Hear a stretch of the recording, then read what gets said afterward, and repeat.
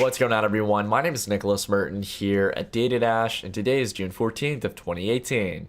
Well, folks, it's time for a daily update here on the DataDash channel, and today we have a wide range of topics to discuss here on the update. Primarily, we're going to be spending a good amount of time taking a look at market valuations, as well as doing some technical analysis on the market leaders. But along with that as well, we also have some key headlines to discuss. For crypto, we have two headlines to discuss. One has to do with some positive developments in Thailand in regards to embracing ICOs, and along with that as well, we also have an interview from Cointelegraph interviewing CZ from Binance. So we'll be talking about that later on as well. But in regards to traditional markets, we have some big news to talk about, with the European Central Bank recently establishing new standards for its monetary policy over the coming months. We'll talk about what they did do and what they aren't going to do, and what that is going to have in regards to ramifications for the euro and the entire eurozone and global economy. So that all being said, let's go ahead and dive into the update, guys, and take a look at current status on markets, or the current status on markets. So over the past few hours, luckily, we're seeing some green. It almost seems foreign to see the market and a little bit of green. However, this has been recovering from a pretty strict amount of losses. And we're going to be spending a lot of time talking about whether or not we've hit the bottom yet, if we're getting close to hitting the bottom, guys. Again, there's no guaranteed solidified proof that we have or we haven't. It's just going to be me sharing my opinion. And I want to be fair with you all, as much as, again, I've been able to make a lot of great calls in the past. To be fair, this definitely has been a little bit more of a steady correction than what I had previously predicted. So I want to be fair with you guys. Again, as much as I like to talk about when I have my winners, I also do have my losers as well. You got to be fair and you got to be critical on yourself. That's how a good trader wins. So again, in that sense, even though I don't try to direct you guys on how to trade or invest, I do apologize. It's definitely been a little bit more of a longer correction than I thought. So with that being realized, let's go ahead to take a look here at current valuations. We've obviously cut off about a little under $100 billion in valuation over the past 7 days. It has been a brutal few weeks in this market, as we've been able to really see some correction come into the market from the highs back around $470 billion. So with a $200 billion cut in valuation in cryptocurrencies. Again, much like what we've seen in the past, again, we have seen this previous level before. We've actually gone much lower, down to around a below $250 billion back in April. We've seen these levels get tested in the past. And when we see the market come down to these levels, when we've obviously had well over more than a 50% correction in valuations from our peak around $828 billion, it is pretty obvious that we are getting towards the end of this. Now, whether or not Bitcoin is going to hold at the key level we need to talk about at 6,000, we'll have to decide that later on in the video. That being realized, we have to understand, though, that this isn't the level to panic. We obviously aren't seeing any crazy exponential levels of volume coming in. In fact, it's pretty thin volume in this bear market, nowhere close to what we were seeing on the buy side over here. So because of that, I think it's important to note that markets at the moment are not exactly on a panic side of things. It's really just a lot of low volume trades that are pushing Bitcoin lower, as well as altcoins. Going on here, though, we can see that Bitcoin has reached 40% market dominance. We'll have to see if it can keep on pressing higher here. This has just been a big even that I've been looking for. We've seen other coins have finally started to really take a hit as Bitcoin has begun to correct in the market and has started to gain market dominance. So we can see other coins have dropped from 27% at their peak, their all-time peak, down to around 23%. I think, honestly, again, during these levels, you want to start looking for players that are cheap in this market. There are a lot of interesting plays. And along with that as well, I'll share with you guys some additions and some cuts that I made in regards to certain positions in the market. I want to be transparent with you all in regards to that. But at the moment, still think that Bitcoin's getting close to its gains on market dominance. I don't think you're going to see it anywhere close to where it was back here in April. I just generally do not see it, so long as Bitcoin can hold at the key level we've been watching for. So going on here, guys, before we dive into a lot of other players, I want to spend some time on Bitcoin. It cut out a lot of the noise. Obviously, we've trailed a decent away from the moving averages. They've started to curve downward, so this is going to provide an opportunity to break out against them and get past the resistance that they're going to provide, as we've seen in the past. In regards to price, you can see the 50-day moving average over here acted as resistance. Then we got to break out through it. Same goes for pretty much all these different indicators. And now I have the 100-day here. I meant to have that as the 21-day, so I'll go ahead and change that. But I was going around just toying around with it, seeing what we could find in regards to the different moving averages. Again, you want to see a breakout through these different levels because they're going to act as resistance first and before they can act as support. Going on here, though, and focusing on what really everyone has their mind on at the moment. The key levels we're looking at here around 6,000 to 7,000. This has been generally where we've seen bottoms come in. We've seen a bottom at exactly 6,000 here on Bitcoin back in early February. I remember that day I was over, I think all the way over in Singapore for the Blockchain Economic Forum, as well as getting to meet some of the Data Dash community. And as well here in April when we saw the bottom around, I think it was around 6,500 was the key level that we had seen. And now we're testing around 6,400. The low we saw yesterday was at 6,100. So the question really here is if we're going to hold at 6,000. If we don't hold at 6,000, we could very well get a last real flush in this market, and that could bring us all the way down to 4,000 or 5,000. Now the reason I say that is because this might be panning up to have the same corrective levels that we saw back on Bitcoin back during 2013 percentage-wise, meaning that we could possibly see what we saw originally, which was Bitcoin going from 11, I think it was around 1,000 to 1,100 at its peak, down to 200, which could roughly be estimated around an 80% correction, or an upper 70% correction. That being realized, though, at this moment, we are close to those levels if we break down. If we break down to 5,000, that'll be a 75% correction. And if we break to 4,000, that would be an 80% correction, estimating that the highs on most exchanges were generally around 20,000 if we use that as the big even measurement. So, that could be the case, guys. I don't want to blow it off as if there's no potential for that to happen. Again, you guys know I'm not a permabull. I'm definitely exuberant about this market. I get exuberant when prices are this low and when we've gotten rid of the kind of ridiculous exponential price action. And now it's looking like we're back to the levels where we were back last year when we were having a nice steady uptrend. With all the new developments, with the talks of a Bitcoin ETF, I think you could very well hold here at 6,000. So really, again, though, that's the last level. If we get past 6,000, I think we could see a flush down to 4,000 or 5,000, and I'm not going to add anything until I see those big even levels at that moment. Or if we curve back, if we go down and then we curve back up to 6,000, that's when I'll start making any additions. But yesterday, I did make some additions off the bet that we're going to hold here at 6,000. Again, it is really the last key level support before those other big events we talked about. What were those things? Well, we're going to go ahead to the market leaders, and then I'll take a look at those.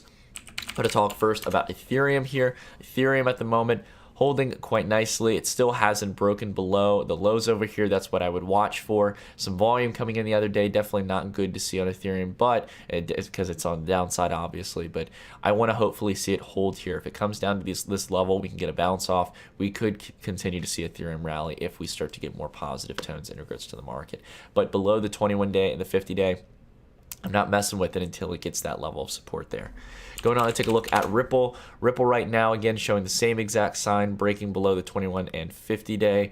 And honestly, I think that this is probably going to have a collapse below the 200-day. Again, we'll have to have that on the chart. I had the RSI on here, so I don't have it on here at the moment. But if it does step a steep amount below the 200-day, I think Ripple could definitely go through a continued correction, even though they have been making some nice partnerships recently.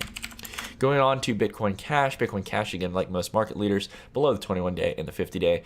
I'm waiting for this to come down, test this level again, to be fair. I think out of all market leaders, this has definitely still got a ways to go unless we really get a turn up here in regards to market valuations. If we really start seeing some upside, just don't have any positive reasons or any reasons to be positive on Bitcoin Cash.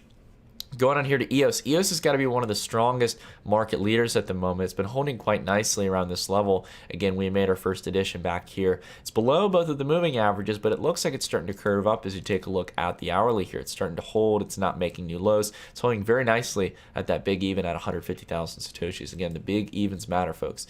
And it seems like it doesn't even want to come down and test the resistance that was back here in the past as support. So yeah, it's definitely looking positive in regards to what we're seeing at the moment. No serious sell side action. So EOS is looking pretty nice at the moment. Not making any serious additions though. Going on here to take a look at a few more players. Let's go ahead and take a look at Cardano. Cardano getting rejected at the 21-day moving average. We started to see a lot of buy side action coming in. A lot of big buyers coming in on the hourly. We can take a look here to really spot that. There were some big plays here, and one of them we'll talk about later on. It's one of the ones I made an addition to. But Cardano here, again, like many others, trying to get some massive buyers coming in at these lows. Looks like people are stacking up at these cheaper prices, and it's holding quite nicely at this level we've seen before. So hopefully we'll continue to see that. If so, I think when we turn up in the market, we'll start to see this come above the 21-day and test towards the previous highs, which the 50-day is lining up towards. going here to take a look at one we have forgotten to talk about, NEO. Many people have been asking me to talk about NEO, and guys, my consensus hasn't changed on NEO. Again, we've been talking about this. I remember someone was getting smart with me in the comments and like they saw NEO pop up like a few Satoshis and like, oh wow, Nick, like looks like you were wrong again on NEO. Actually, I haven't been wrong on NEO on this one because I've been saying that this is going to come down to 4 million Satoshis. We'll have to see if we can get another 50% correction comparative to Bitcoin. I think you're only going to get that if we either continue into a bear market or if Bitcoin has like what it had back during the summer and the fall of last year, which was where Bitcoin rallied and altcoins couldn't keep up with the momentum. They were all going up in USD valuation, but not as fast as Bitcoin. And I think, you've got a case both ways with NEO here. It needs to come down and find 100% more support than what it found last time, which was at 200,000 Satoshis. Now it can be at 400,000 sats. I think it's going to be the case for NEO here. And you can see it's collapsing down. It's below the moving averages. Momentum's picking up. It's happened historically. So that's just how NEO plays. It's following historical trends if you get an exchange here where you can see the actual previous price history. We've talked about it, though, on the channel before. So not playing negative on NEO, just saying in the short term, I think you could get a better price for it. Going on here, let's go ahead and take a look at Icon. Icon continuing to see rejection at the 21-day. However, found nice support the other day at that same level around 3,000 Satoshis. We might be able, again, if we get a turn up here over the next few hours, to pop up above that level and test towards the 50-day. But at the moment, not making any serious additions. We'll have to see if this will turn back over and collapse. But I like seeing on the buy side of things, we're getting good volume, not too much selling volume on the downside. We're getting a lot of buy volume coming in at once. And again, take it to the hourly, see those big candles coming in, big spikes, they clear through the order book. That's when the whales, the larger institutions are buying. They're buying low. They're buying into the fear. So again, guys, it's a lot of signs that are making me think that the market's turning towards a more positive tone. All right, going on here. Few things, guys. Let's talk about what I got rid of in my portfolio, or at least I cut down on, which was nulls. I had to make a cut on this, guys. I cut some around, I think, was it 42,000 sats or something. I think it was generally in this range. It had broken down below, hit a support level that I was hoping it would hold. It was a stop level that I had a little bit below 45,000 sats to give it some room to breathe. However, it kept on breathing and it kept on going down, and because of that, we started to see, after we get rid of this market maker volume over here, we can see that it got some serious sell side in regards to its volume. So because of that, I think in this case, we're going to test to see if nulls can come back down around 25,000 sats in the worst case. But I mean, this really didn't go through the cup and handle we were hoping for. Definitely was, again, great position. I've been, talking about nulls since back here. Many people have done well on it, but not gonna lie, guys, this market has been brutal on some altcoins, and it definitely killed the opportunity we needed for nulls. So yeah, it stinks on that end, but again, it could move higher later on in the altcoin cycle. Just the formation is obviously definitely interrupted from the recent sell-off in markets. So what did I add more to? Well, guys, you guys know I've been talking about it a lot in this market, but Nano, I kept on averaging down here. Now, I usually don't average down, but I will tell you all why I did this, because again, you've got another a general 25% discount from 5,000 to 4,000 sats, but a lot of that as well, Bitcoin has again continued depleting. And look at the buy side volume that came on the hourly here. Nobody's got 1 million Nano purchased within an hour's time period. So, and this came generally, I think, if you look at the chart here, from one single buyer. So lots of buying action coming in. I made a secondary addition, I think around 42.60, so I'm up a little bit on that position, but nothing serious. I've just been, again, averaging down, adding to my position on Nano. It's one of my largest altcoin plays at the moment. I think it's going to continue to rally, guys. I think we're going to do really good when the altcoin cycle starts to pick up. This thing has gone at a nice discount, and it's showing a lot of historical formulations similar to that of Bitcoin when it had its first pullback. Very good exponential run up and an exponential correction and a flattening in the price. So hopefully we can hold at these levels. Again, I'm definitely, I've got my safety measures in play, but at the moment, I think Nano could be a good play at these lows. Just my opinion. You guys got to definitely do your own TA. See if you see the same thing I do. I like the increasing volume as we go lower here. All right, going on through a few players here.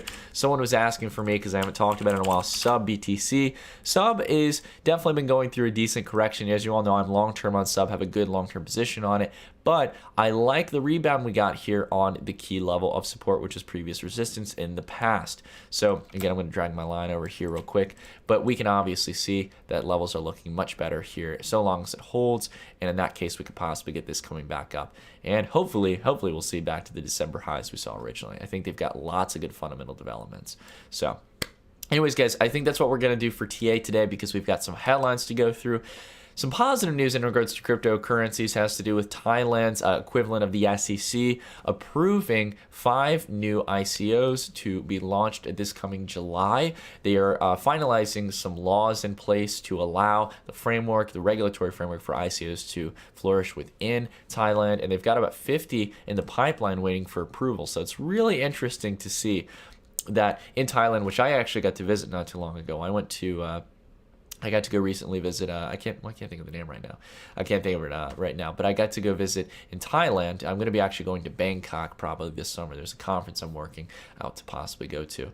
But Thailand's a beautiful country, really awesome people, and it's an area that needs, more than anything, it's one of the countries in Asia that's been hit so hard by a lot of the international banking systems, the IMF, the World Bank, and their currency, because of that, has been ruined. Their people have been in very dire poverty, and I think they need the opportunity of ICOs in these, especially in these areas, in these different districts of the world. So very excited to see this, to see that the Thailand, financial departments of governance are starting to support this. So definitely recommend you go check into this, guys. Go check into what they're doing, what they've approved so far, and how it's all laying out at the moment. Along with that as well, there's a cool little interview here. I'm not going to dive too deep into it. Just want to provide it as a resource because I read through it. I really liked it. It was an interview that that Cointelegraph did with CZ from Binance. As you all know, CZ is a well-known figure on both Twitter and a lot of different media outlets due to the fact that he is the operator and the founder of Binance, one of the largest exchanges in cryptocurrencies. I use it myself, love Binance. But again, really good article. Talks about a lot of the humble beginnings, how they came through and how they didn't expect all the growth that they got this year. They would have never expected the kind of love and appreciation of the community that's built around it. So I really recommend you read into it. Really, really fascinating article. But there really isn't too much going on in regards to news, guys, in the crypto space at the moment. It's just been a correction in the market. That's what's been drilling us, and all the headlines right now are talking about price action. You know I will never do that. I will talk directly about price action. I'm not going to pull up an article talking about price action, because in most cases, most journalists in the space who will do that are just doing it for the clicks in that sense. They don't really dive into the price action or understand TA. But anyways, I want to go ahead here and talk about current markets at the moment. So taking a look at the major 3 indexes is something I thought I might do, seeing as we're going to start talking a little bit about traditional news on the channel. The S&P 500, the Dow Jones, and then also the NASDAQ as well over the past few hours have generally been showing signs that markets, or at least the major 2 indexes we looked at, the S&P and the Dow, are starting to show signs of a potential stagnation and turnover in the market after the rally we've seen.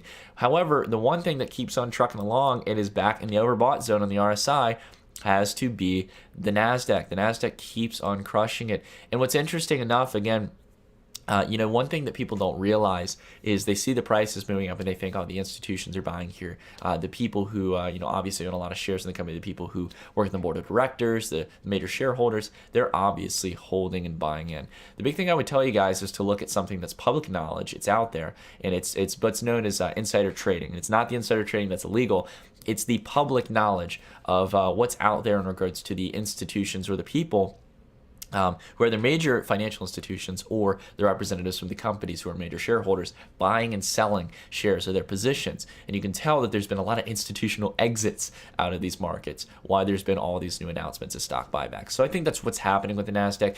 And more than anything, out of any index, you have 4,000 companies in the NASDAQ. You've got a lot of stock buybacks coming in. A lot of these tech companies, Apple coming through and announcing one of the biggest buyback programs that you've seen in pretty much, I think, history out of any company over the next few years. But even Apple right now is generally holding out here at the top and is starting to flatten out. The momentum has been dying off in a lot of the tech companies that has been relatively exponential. You can see Netflix here has just gone absolutely parabolic. We've seen this with Amazon as well. And interestingly enough as well, one thing I want to point out before we start to talk about what happened in European markets, an interesting thing, Apple and Amazon are close to being trillion-dollar companies each. So a big even to watch there, I would definitely say. And Amazon's approaching $2,000 a share. Apple's approaching towards $200 a share. You know, there's a lot of big evens to watch out for in the market. So I've been watching the big tech plays at the moment and see what you can find.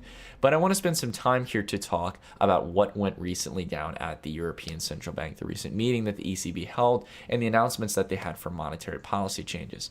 So this has been something that's been long awaited. It's been talked about for the past few weeks, but we finally had Mario Draghi, who is the head of the European Central Bank, coming out, making an announcement and talking about some details about where they stand on the economy and some of the changes that they're making to monetary policy. Many people had predicted that we would see not only a potential pullback on quantitative easing, which we'll discuss about later on for those of you who don't know what quantitative easing is, but along with that as well, a increase in interest rates.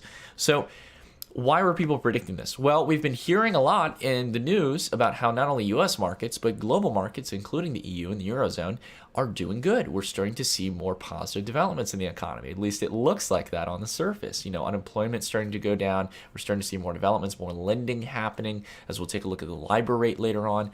But the fact of the matter is that you need to prove it through your monetary policy that the economy is getting stronger. And you need to start letting loose a lot of the policies that you've implemented to increase economic activity. That is, ergo, lowering interest rates practically to 0% for the past, I think, 10 years now. The Eurozone has been basically, the European Central Bank has done this, keeping interest rates at 0%, pretty much making money free to borrow. And so long as you can make 0.5% profit, you'll be in the green, you'll be good, and good to go at the loans that you're taking out from the bank.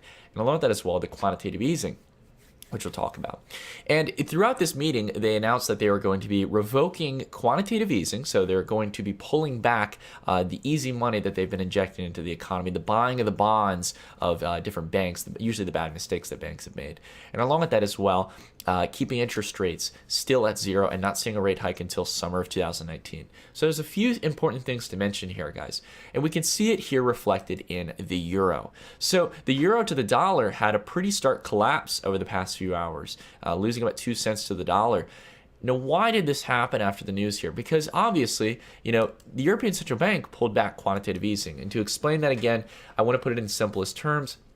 Basically, it's the European Central Bank, the person, the institution that manages monetary policy, creating money out of thin air, as it does. It manages the creation of money in a lot of cases, going out and purchasing bonds, debt from all these banks. Usually, in many cases, it's debt that no one wants. It's bad mistakes in this case. That's what the Fed did in 2008 when it bought back the mortgage-backed securities, all the CDOs and all these crazy financial products that had baskets of bad home mortgages in them.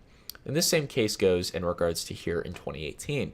The bank is going out, the central bank, the European Central Bank is going out and buying all these bonds and giving cash to these banks for it. And whether they're going to do with the cash, they're going to go out and lend it, or they're going to go out and invest it in something. That's the whole objective of quantitative easing. The fact of the matter is, though, is that they've started to roll back quantitative easing. So that is a good sign. It shows that they are not going to be buying any more failed bonds here. They're not buying any government bonds. They're not buying any commercial bonds. They've cut it out. They're going out towards, you know, getting things back on the stable track. They're expecting that the economy is growing. But as much as that can be seen as a positive sign, and you would have thought that that would have reflected in the euro, they announced that they're not going to be raising interest rates till summer of 2019, almost towards 2020.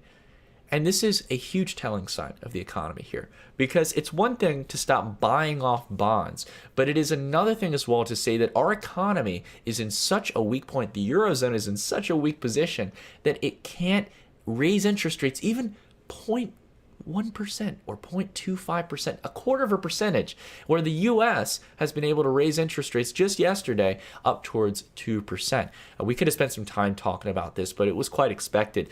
And I think more than anything, we need to focus on the Eurozone here, because America isn't always the center of the world here, especially here when you're seeing such a stark reflection, you can see the market is not taking well to this. Now, in the grand scheme of things, it's not the biggest move ever that we've seen in the euro, but it is definitely one of the biggest one-day moves we've seen in quite some time, and it came at a terrible time for the euro as it was starting to gain a little bit of strength throughout 2017 towards the dollar, and now we're starting to see it roll back over and possibly touch back towards these lows and go down towards a key level of support down here at $1.05 toward being able to purchase $1.05 in a comparative foreign exchange rate. So again, not a good sign for the euro economy. And the reason why they're not raising interest rates, at least from what I can analyze, you guys can go through it, make your own conclusions on this. Guys, it makes good sense. It's because they know the moment that they raise rates, that the LIBOR rates, the rates that banks lend out, this is the lowest rate that a bank is going to lend out on these different terms. You have the 12-month, the 6-month, the 3-month, and the 1-month. They know that the moment that they're going to raise those interest rates, the LIBOR rates are going to spike up just as high. So if you raise, the base interest rate, but the ECB is offering by 1%, LIBOR rates are going to go up more than 1%. They're going to go up probably a little bit more because banks want to make profit off of the original loans they're taking out from the commercial banks. And we know that if these rates get anywhere close to where they were back in 2006, anywhere towards 3 or 4 or 5%, that the European economy will not be able to handle it, and that the bad debt that is being given out by all these bad loans that the commercial banks have lent out are going to go bad, they're going to go bust. The banks that are relying on those loans, succeeding in getting payouts for those loans, are going to tank. And that is going to spark a whole lot of issues. We've been talking again about Deutsche Bank, its massive exposure to derivatives, which we should dive in a little bit more to in the future. But again, they realize that things are going to get very, very nasty at the moment they raise interest rates. The U.S. has been able to pull it because we have a lot of things that are still keeping up asset markets. We have a lot of stock buybacks, a lot of cash coming back from other countries due to repatriation, due to the new tax laws in the United States. And it's given us a current little handicap in the market that's allowed us to remain towards our highs. But again, this was not what was expected for the euro. People were expecting the euro to get stronger off this because they were expecting a rate hike. They were expecting to see positivity come back in the market because a higher rate as well as a cut to QE is what's going to signal a stronger euro. But the stronger, the latter of the two, the rate hike is one of the things that people want to see. They want to see that the economy is strong enough to handle a 0.25% increase in interest rates like the US just did yesterday. So that's the issue with the European economy. It shows that there's a lot of issues in Italy and a lot of other nations that might be on the brink of some serious ramifications for the entire Eurozone and the euro currency itself. But anyways, everyone, that's it for the video. Thank you all so much for watching. Let me know what you guys think about this. What do you guys think about the European Central Bank's recent policies? What do you all think about Thailand embracing ICOs? Do you think it's positive for the Thai people? And then along that as well, what do you think about the current state of markets and cryptocurrencies? I'd like to hear down below in the comments and get a discussion going. Anyways, everyone, that's it for the video, though. Thank you all so much for watching, and I'll see you all in the next video. Stay tuned.